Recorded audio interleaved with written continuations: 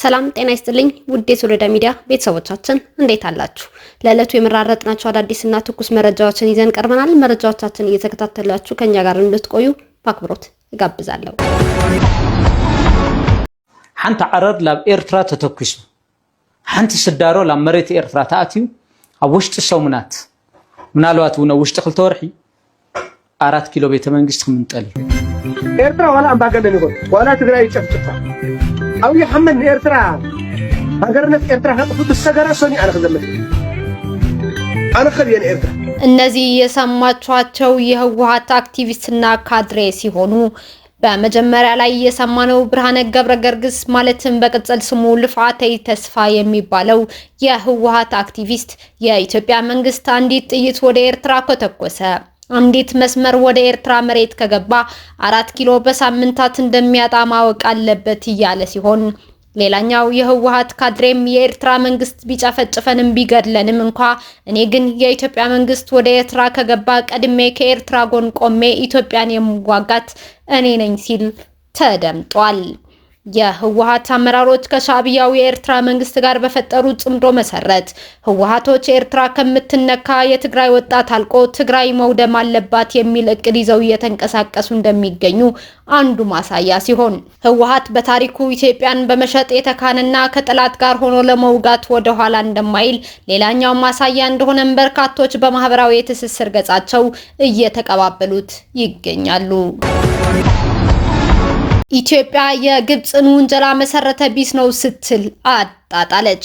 ለሱዳን ጎርፍ ኢትዮጵያን ተጠያቂ ያደረገው የግብጽን ውንጀላ ዓለም አቀፉን ማህበረሰብ ለማሳሳት የቀረበ መሰረተ ቢስ ክስ ነው ስትል ኢትዮጵያ አጣጥላለች።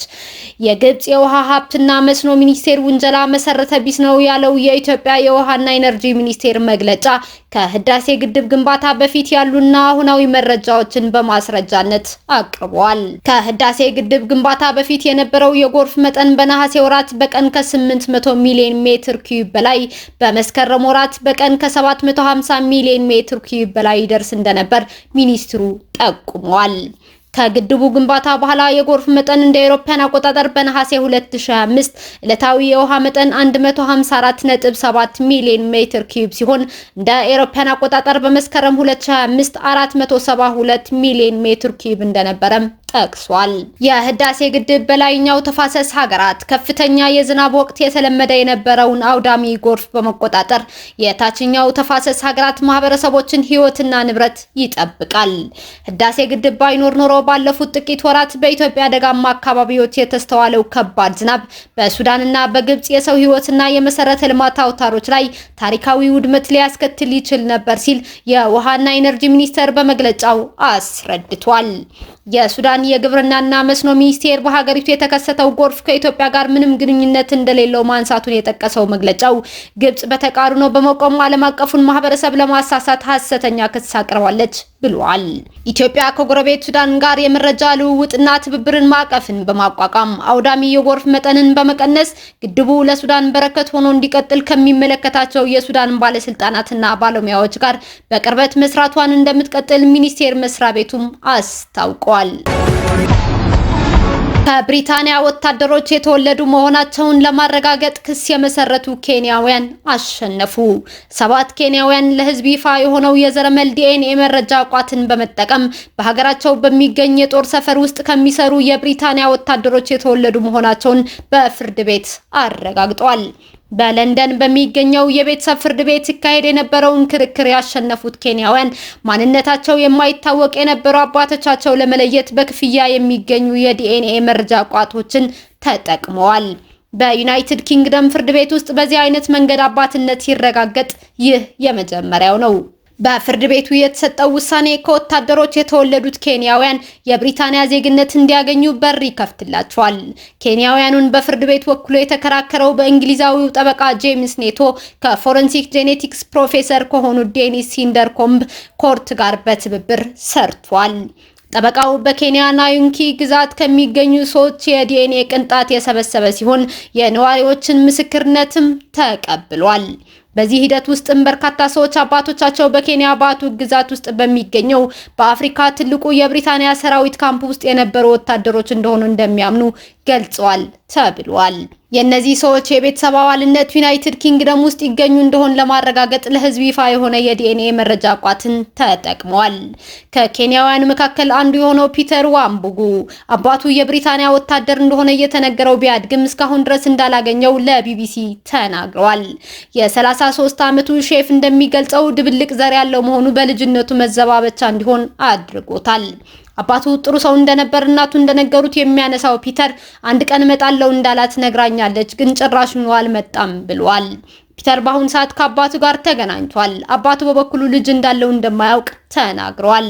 ፒተር ከአባቱ ጋር ለመጀመሪያ ጊዜ ከተገናኘ በኋላ ከቢቢሲ ጋር በነበረው ቆይታ ላለፉት 30 ዓመታት የተሸከሙትን ስቃይ፣ በሰዎች የደረሰብኝ መድሎና ያ ህመም ሁሉ ወደ ደስታ ተለወጠ ብሏል።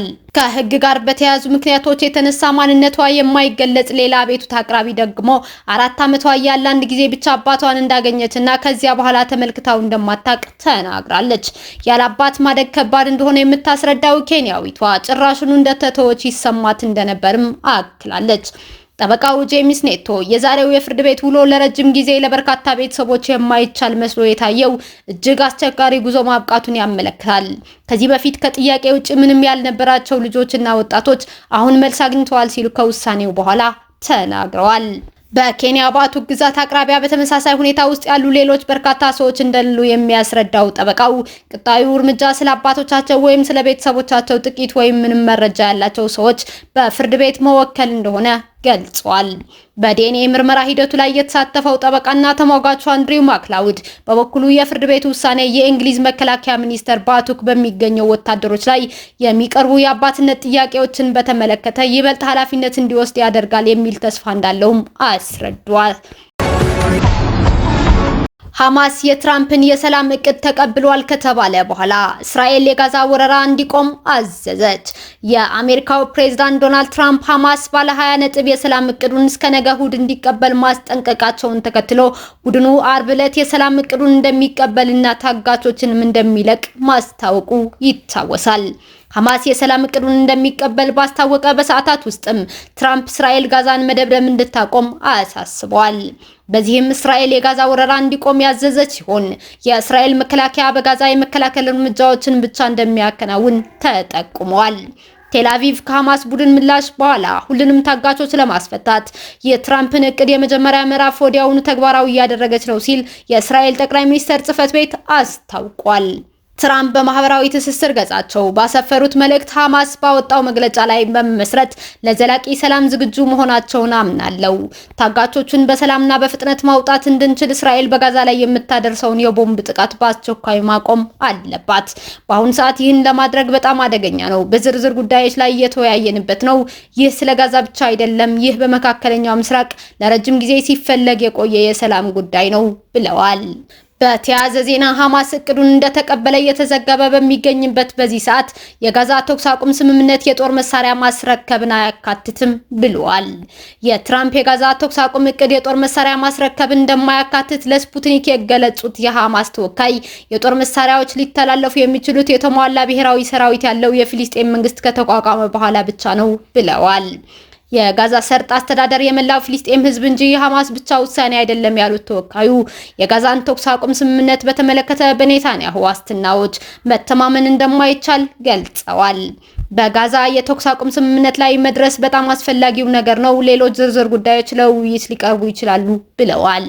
ከዚህ የሐማስ መግለጫ በኋላ እስራኤል የጋዛ ወረራ እንዲቆም ያዘዘችው ትዕዛዝ ታስቀጥለዋለች ወይ የሚለው ተጠባቂ ሆኗል።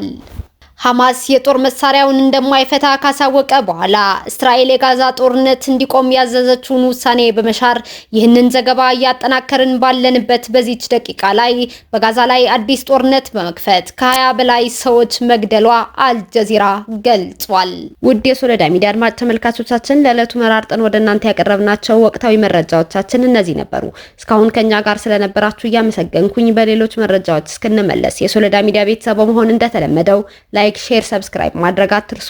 መረጃዎቻችን በቶሎ እንዲደርሷችሁ የደወል ምልክቷን ይጫኑ። ሰላም ለእናንተ፣ ሰላም ለሀገራችን ኢትዮጵያ።